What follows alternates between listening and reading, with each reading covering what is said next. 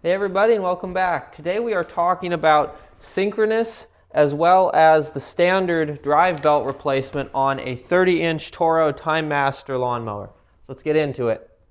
Here's the mower. We got a couple tricks that I want to tell you on how to do this job that's going to make it a lot easier. But first I'll give you those part numbers. That's for that synchronous belt, and then just for that standard drive belt. I did not need to screw with the belt that goes to the rear wheels, so I don't have a part number for that. All you got to do is you're just going to need real basic stuff: 3/8, half-inch wrench. You're going to have some 3/8 on, there's a little cover here as well as the plastic cover, and then 1/2 inch on this type of hardware. To take the old belt off, it's probably going to be snapped already, and so you're going to be able to just pull it out. Now the trick though is to put the new one in, and this is the reason I wanted to make this video. This is a stupid design, and you can see what I've done here is that these pins here, or I should say standoffs, this one is too thick to fit the new belt through, and so you would have to take this nut off and do all this crap. Here's what I did. I just took my angle grinder, I went down onto it. It's going to be hard to do with one hand, and then because I couldn't fit it down here, I took a little hacksaw blade and I came up from that side to cut it off. Now you're going to want to be smart here and use some tape while you're doing this, because you're not going to want to cut into all of this. But this is going to let you do this job twice as fast, because you're not going to be screwing with taking this off and all of this. You're just going to have the room to slide this right through. This is the color of paint you want for Toro, okay? You can find this anywhere. It's just Rust-Oleum Sunrise Red. For this one, I just sprayed a little into a cup and then used a paintbrush to put it on, but if you were doing a bigger area, you could just spray it straight out. It's going to save you a ton of time. Another way to save a lot of time is on this belt here. Now this one, of course, is snapped in half. This one also, though, was in pretty bad shape.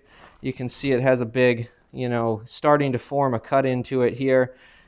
You're not going to need to take this thing off. It's going to be kind of annoying, but what you're going to do is you're going to take the belt off here that goes to drive. I had to pause and get repositioned here, but you got this little differential thing here, and then you can see this belt. Now here's that drive belt to the blades. Hopefully you can see in there. But then the blade that the belt that goes to the rear wheels is in the way. So you're going to need to get it to where you're on not the compression stroke, or you could take the spark plug out, but you're going to want to be able to turn this freely. And you can just take these off by starting to pull them. And then I'm not going to do it here, but I'll show you later, and then roll it and it'll roll off. This thing is spring loaded on this spring, so the whole thing is going to turn back this way.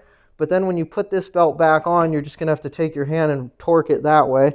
This gives us a good view of the blades under here, which is the important thing to remember about this mower. Two blades, they have to be in time. You can't have these two blades hitting each other. They need to be 90 degrees to each other. That's the whole purpose of this belt, why it's so important and why it's so darn expensive. I will say that if you buy these locally, this belt's going to run you 75 bucks. This one's only like 15. You can get this a lot cheaper online if you're willing to wait, though. So to put this belt on, though, I showed you the trick where I ground into here. Then the only other trick is mark this thing right here, what the tension level is, so that when you take it off, you can get it back where it belongs. Go ahead and take that off with the 1/2 inch hardware. Then once this is loose, you're still going to need to take this roller off to put the new belt on. You can't just loosen this. It doesn't go far enough back. Again, kind of a design, not a great thing that they did there. But the important thing about the timing is if you don't want to have to keep crawling under the mower, what you can do is there's these two holes here. It's going to be a little bit hard to see, but you can see that that goes down into there. And then on this side, there's a hole here that goes down into here. You take a couple screwdrivers, put them in like that. It's going to hold the blades in that correct orientation for you so that when you're doing this, they stay in time. Put your belt on, then put this roller back on, then tighten this back up, final step. Now putting these belts on, what I was talking about under there is that you can take one of these, and to get it on or off, I'll use a little bit of paper towel here just to protect the surface of it. But you don't have to necessarily do all this extra work with taking stuff off and all this. Just go ahead and put this on here and then start to rotate it. It might be hard for me to do with one hand. Okay, there we go. It's starting to go on. You see how that's turning there? And now I'm using this hand here. We're turning, and then there you go. You saw that? It just slid right on. And then I'll go ahead and get that paper towel out of there. That's how you're going to be able to take these belts on and off, is if you wanted to get this off, you just lift up on it and then start rotating the other way, and then you'd be able to take it off. It's too hard to do with one hand.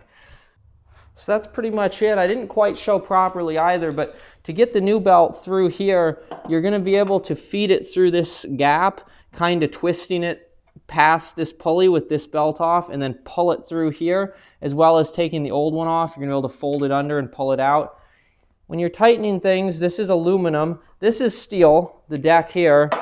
But then this back part, as well as this whole assembly, is all aluminum. So these threads are decent. Now, you shouldn't have to take these bolts out unless you want to take this bearing off, since there is a nylock nut on the other side. You can't just undo this one the way you can undo this one. But if you do take these off, the threads are super, super short because they're just going through. And so you're going to be able to strip those out very easily. These at least, also take it easy, but you're not going to totally just mash those up instantly. But that's pretty much it. And so, hey, get subscribed. You can see over here, got lots of other stuff going on. I do car work. Toyotas is my main thing, but we also work on other stuff. Mowers, for example. I even tried to fix a leaky hose reel in the past. And so get subscribed. You leave a comment. What do you think? Hopefully this is going to save you some time over having to take that off and all of this stuff. And, like the video if you liked it. And I'll see you next time. Thank you. Bye.